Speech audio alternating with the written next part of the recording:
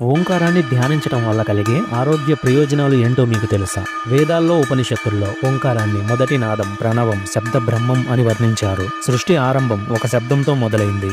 ఆ మూలనాద రూపమే ఓంకారం. ఇందులో అకారం సృష్టికి అంటే బ్రహ్మ, ఓకారం స్థితి పోషణకు అంటే విష్ణువు, మకారం లయం సమాప్తి అంటే శివుడు. ఈ ముగ్గురి కలయికనే ఈ ఓంకారం అని అంటారు. ఇది దేవుని రూపం కాదు, దేవుని శబ్ద రూపం, శబ్ద బ్రహ్మం అని చెప్తారు.